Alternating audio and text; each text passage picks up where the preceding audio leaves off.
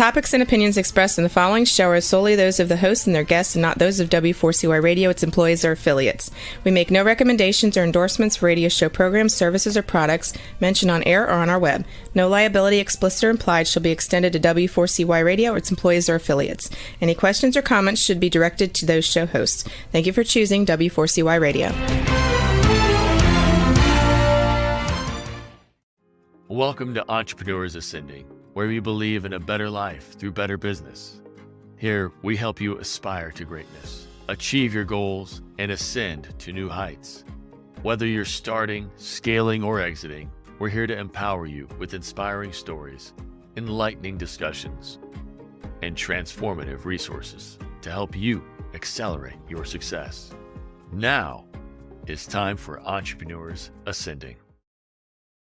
And yes, now is time for Entrepreneurs Ascending, and we're excited to dive into numbers. But before you run off, because I said the numbers word, it should be fun. It should be fun. We've got a fantastic guest that's going to actually simplify profits. And at the end of the day, even though not everybody has a strength in numbers, it's important to understand them, at least at a high level, to be able to ask the right kinds of questions and be able to understand working with strategic partners such as, an accountant or a CFO or a fractional CFO or your bookkeepers. And if you don't have that knowledge, I've talked to some business owners that have been embezzled from 3 or 4 times, actually. Not even kidding.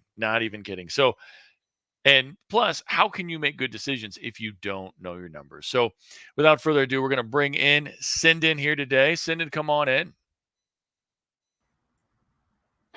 Hey, good morning. Hey, well, afternoon, whatever time it is. I mean, it's morning somewhere, right? Yeah, it's true. So, good morning to all of you on, the other side of the planet. Asia. Yeah. Asia-ish. Yeah. So Sendin of Sendin Bookkeeping, he's here with us today, and you're going to dive into simplified profits a little bit today, right? That's right. Yeah. Try and make it easy, try and make it simple, but really geared towards the end in mind. The goal at the end of the day is to build a business that could give us the lifestyle that we want and, set us up for retirement at some point, work 50% less, but earn 50% more. So that's the goal. Yeah. So many people build a business because of wanting to have that wealth, or at least that financial independence, plus some sort of legacy, either to pass on to their kids or maybe for the community, charities and whatnot. But if you don't have the profits to do that, then you're going to be struggling with those goals, right? Yeah. It's interesting. It's like, you're burning an oil lamp and you just want to make sure that there's oil there for the lamp to continue to burn so you can continue to shine your light. That's kind of what we're after. Yeah. And, there's many ways to go about it to make sure that the business is successful. But, as we'll get into it, it starts with clarity, and I can, define what that means. So.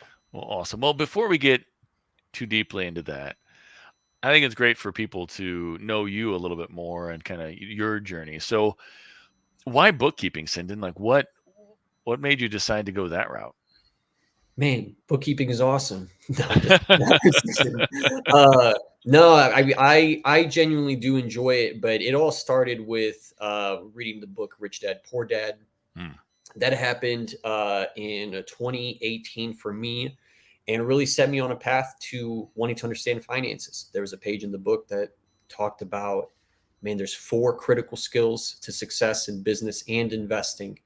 And one of those skills, what the author mentioned, was accounting, but specifically having that ability to interpret and analyze financial statements.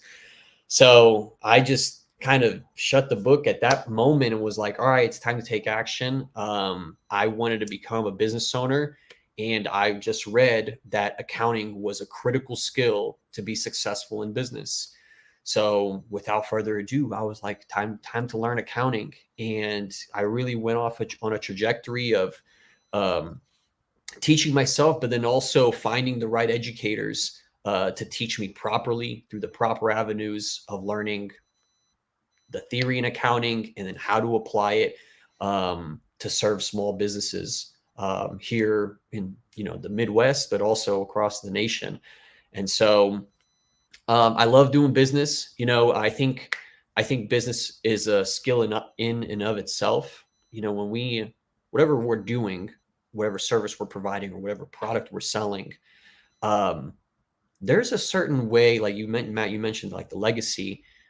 There's a certain way that you do business. You can compare two business owners and you could be like, you could go to their employees and be like, hey, what's it like to work?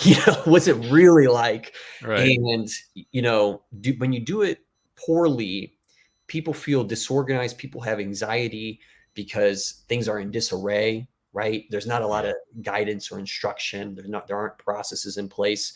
And so there's a poor way of doing business, but there's a great way of doing business. And so what I've found personally is, I love the bookkeeping for the clarity that I can provide on the profit side, but also me being a business owner, I've enjoyed learning the skill of how to create a great environment for people who choose to work with me. So that's the reason for bookkeeping is I knew it was a critical skill for a business.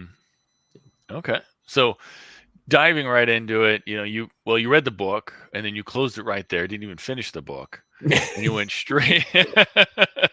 Yeah. That was a little exaggeration. I definitely did finish the book. I took you directly at, that was what happened. You're like, oh, maybe I'll get to this once I'm wealthy, but, so that's interesting though, because, you had a passion to build business, but you realized that at its foundation, understanding accounting and understanding profit and what goes into that was, you understand that was what you needed to know to be able to be successful. Where, a lot of people like end up kind of just getting into business because of whatever life circumstances, or they have, that entrepreneurial seizure, as Michael Gerber talks about in the E-Myth, and they decide that they can do something better. And so that they want to go that route. But you said you wanted to be successful in business. And so very foundationally, you're like, numbers. I got to know the numbers. Yep. Okay. Yeah. That's nail on the head right there.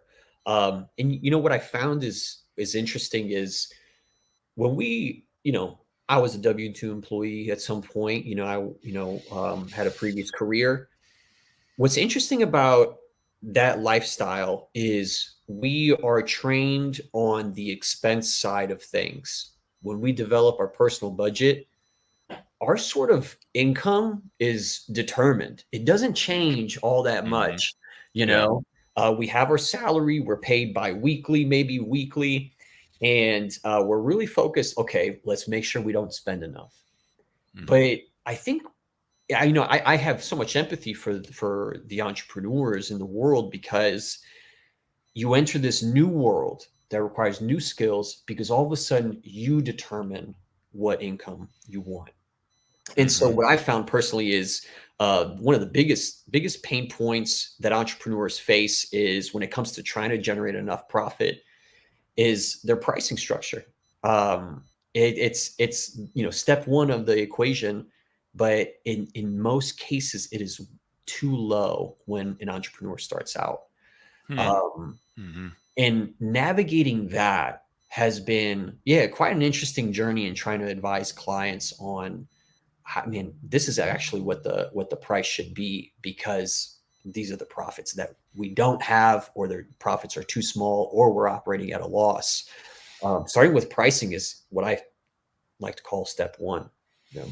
Yeah, well, everybody loves to raise their prices, right? Everybody wants to make more money, so it should be pretty easy just to go in, talk to the business owner and say, hey, raise your prices. And like, oh, that's a great idea. Right. Yeah, it's definitely one of the more gut-wrenching things that a business owner has to do.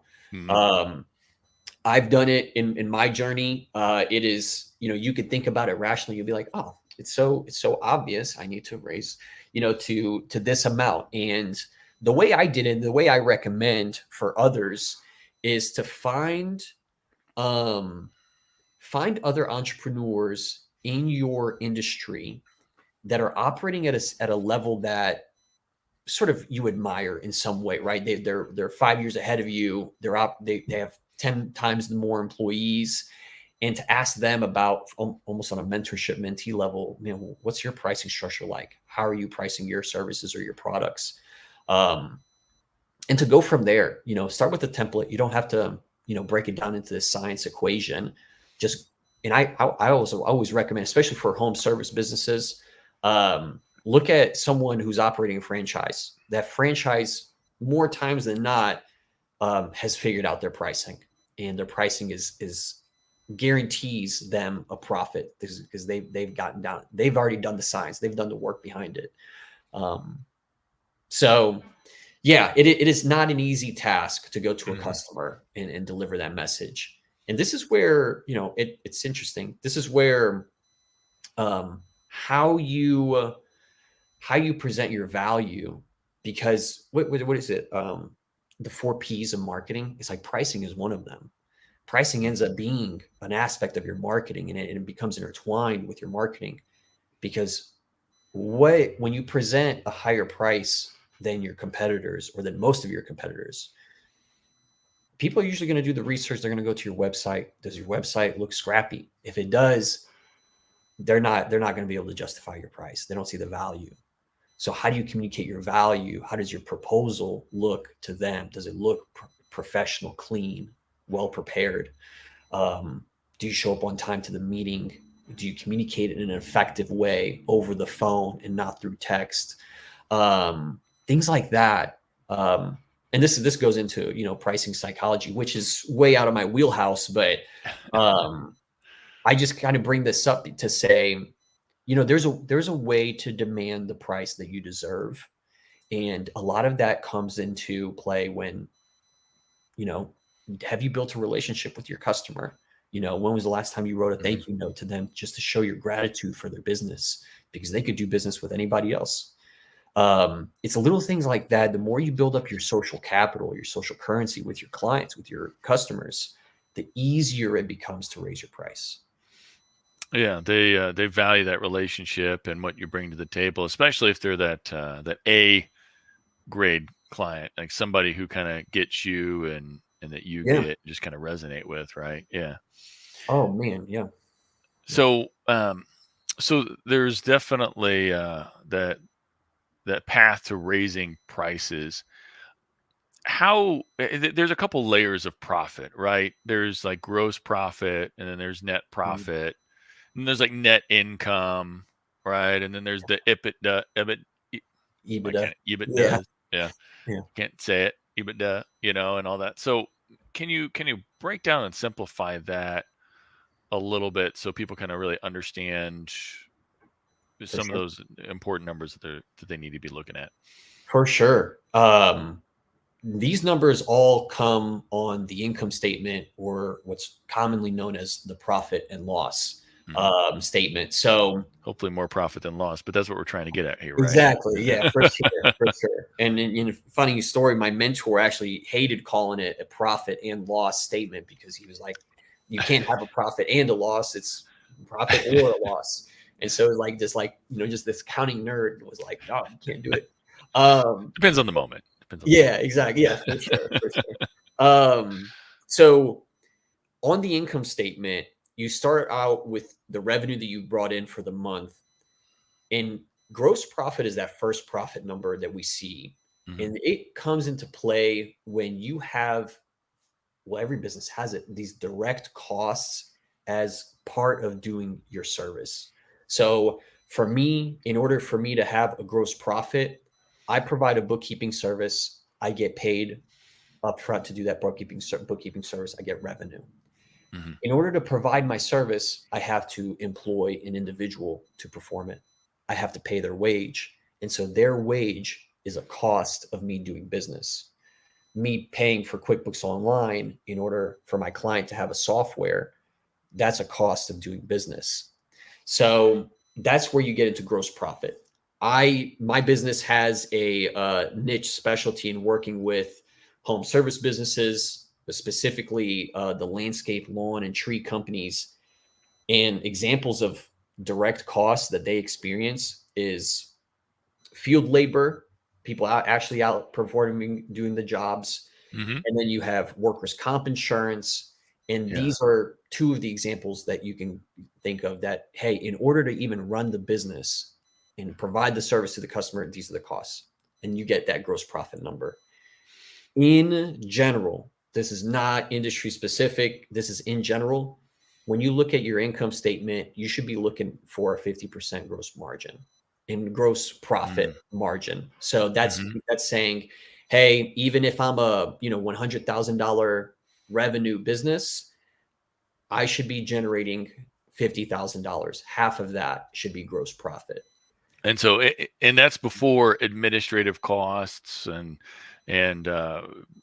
maybe if you have like a secretary or something like that. We're talking about costs that are directly involved in the production of the good or in providing that service, right? Yep.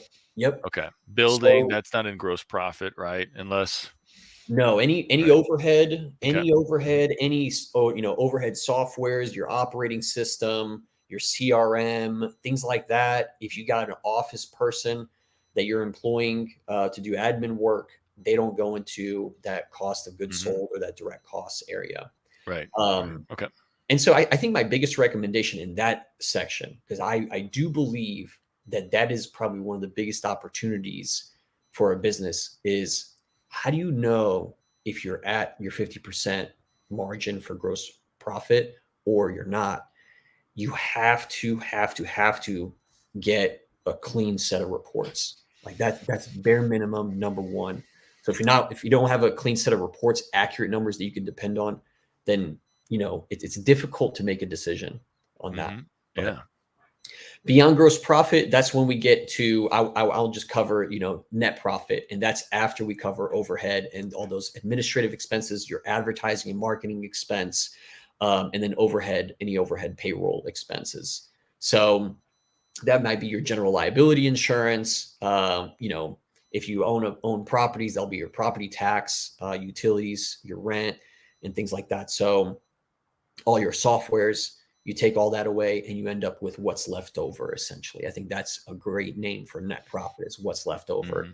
So that number should be around 10 to 15%, pushing for 20%. Now, is that before or after the owner pays him or herself? Yeah, great point. This is after the owner has put themselves on a salary or has considered their salary being taken out.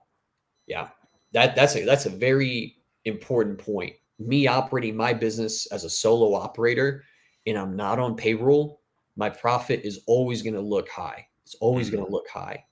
But to accurately know, is my pricing high enough? Am I paying my labor too much? Is my overhead too high? Am I hitting that 10% net profit number? You can't know that until you account for what would it cost to pay your own wage as an owner. And you determine that by saying, what do I do for the majority of my time in the business? And this is a very generalized approach, but I think simple is better. What do I do for the most of my time in my business?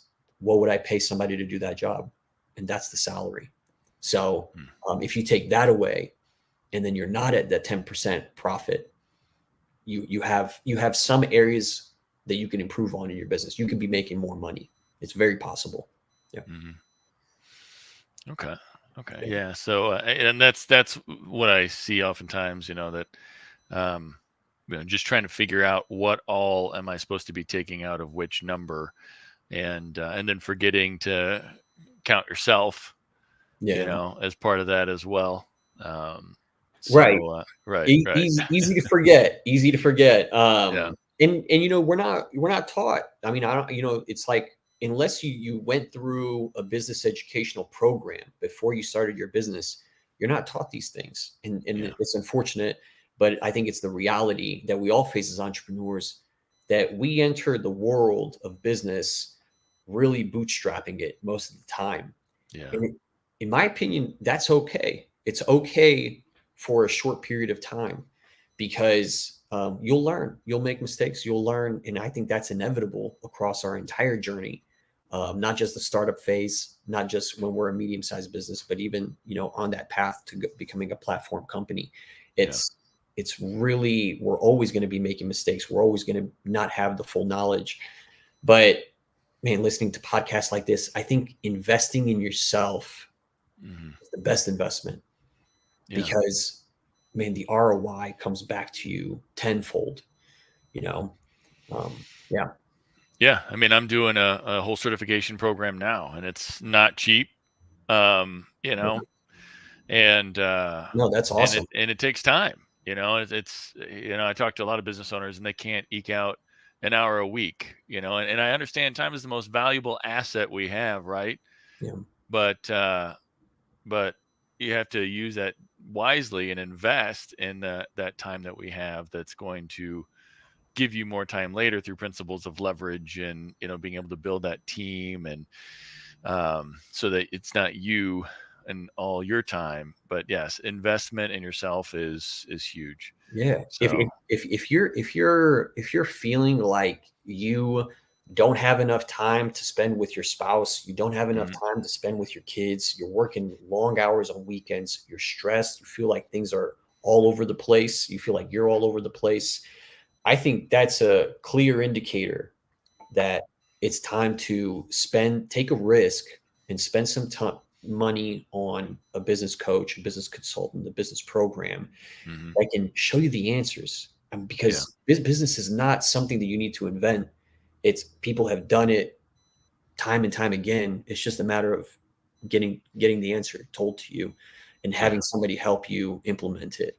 And then especially, I think on the numbers side, if you have a business that, man, God forbid that you're drowning in debt because it feels like, man, you're playing credit card roulette, and having that stress, business should not be that way. Business should be a cash flowing machine, and hiring the right people to help you along the way is one of the keys to success. Absolutely.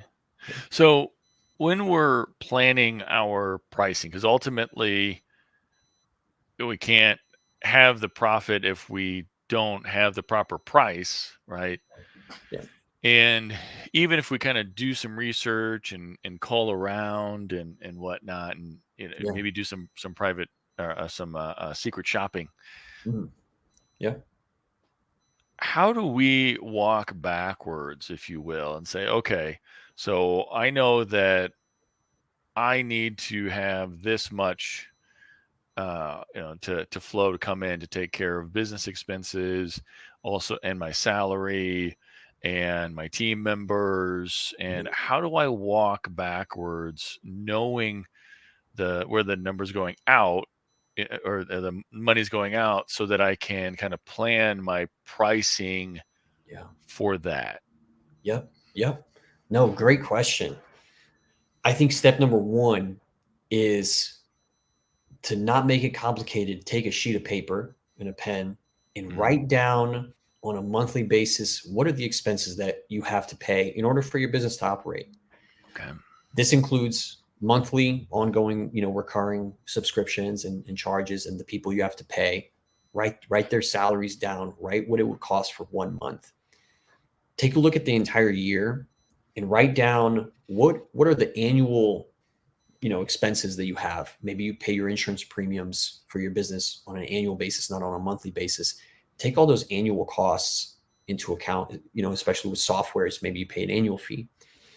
Divide those by 12. All right, I have the total amount of expenses that I have to pay. Once you have that number, you're going to say, okay, I definitely have to earn this amount for the month. Then you're going to say, all right, I should be shooting for a 15% profit.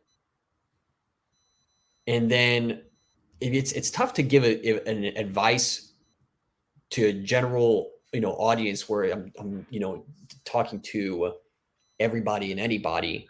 But to make it, I think, simple and actionable, I would say for a home service business, it would say, for every job, I need to make sure I earn 50%. on this job. That's that gross margin number. Then taking that sheet of paper and writing down, all right, to do this one job, what's the drive time? How long does it take to drive from my house to, or my company location to the customer's house? Obviously, every customer's house location is going to be different, but you would account for an average time.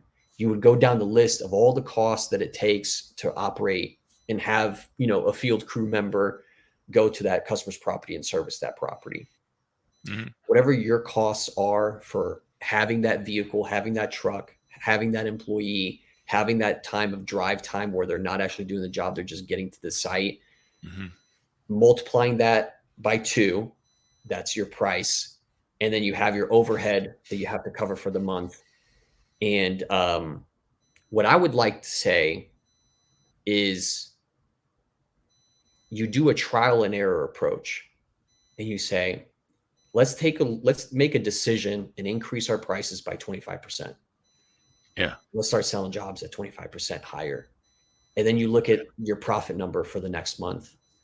I think there is a way to reverse engineer it, Matt. But it might be a little bit hard to cover in the next few minutes on a podcast. It's almost like a science equation at that point. But I would take the trial and error approach because it's simple and straightforward. Increase by a certain percent. And I would say whatever percent you think you should increase on, add another 10% onto that, because you're usually going to be way more conservative than you should. So from there, have your bookkeeper accountant prepare an income statement for you. Take a look at how the numbers look. And more times than not, if customers start telling you, no, I can't work with you anymore, then you're not communicating your value enough. Yeah, generally speaking, when I'm working with my coaching clients, if we see a close rate higher than like a 80, 85%, depending on the industry, but definitely like over 85%, your prices are way too low because too many people are saying yes. I mean, maybe you've got a great target market that you're working with, and maybe your marketing is totally on point. Okay, maybe, but there's some wiggle room for increasing those prices typically, and there's always that fear that I'm going to lose 50% of my business if I increase my prices by 10% or even 25%. But most of the time that doesn't happen.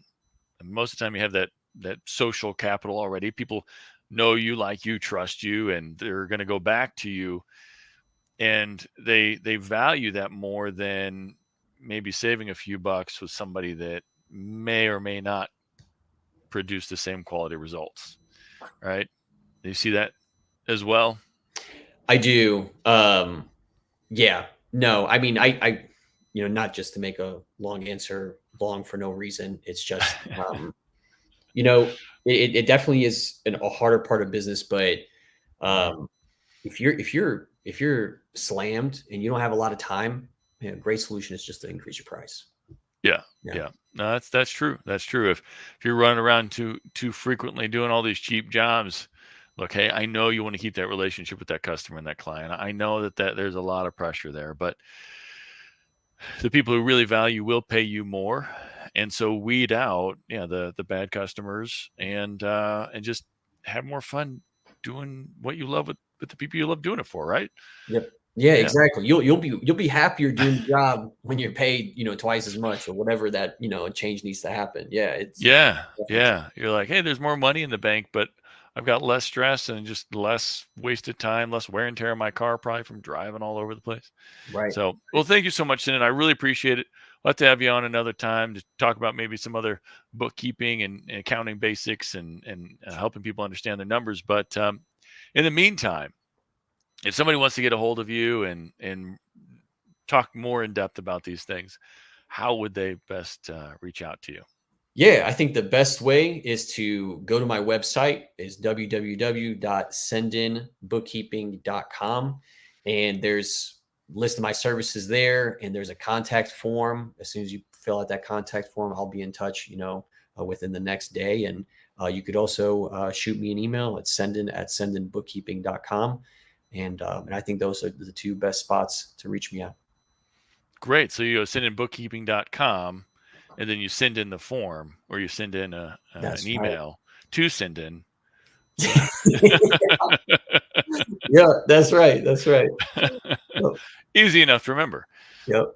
All right. Well, thanks again, Sendin. I appreciate you being here today, man. And I look forward to hopefully we can, like I said, do this again. And thank you out there and audience land, the ascending entrepreneurs out there. And we look forward to more episodes educating you. If you're listening live, remember there are some ways to get involved, and you can comment and we'll actually answer. Pretty much every week we're live except for the third Monday. That is a pre-recorded show, honestly. But other than that, we will try to get back to you. And if you have any more questions, feel free to reach out to me, Matt Barbie, at matt@timeforsuccess.io. And we do have a couple workshops coming up, one in St. Louis. That is the 4 decisions for scaling your business. That is going to be this Friday, 8 o'clock a.m. And if you'd like more information about that, please reach out. Thank you very much. Thank you for being with us today. But now is the time to put what we talked about into practice. Remember, your family, employees, and community are depending on you to rise up and win. The great news is you're not alone. You're part of a resurgence of entrepreneurs who are ready to take their business, life, and impact to the next level, and we're going to do it together. This show is powered by Time for Success, where we help business owners every day who want more freedom and wealth while building a legacy of positive impact. Please follow Time for Success on LinkedIn, Facebook, and YouTube for more helpful strategies and tools for creating the business and life of your dreams.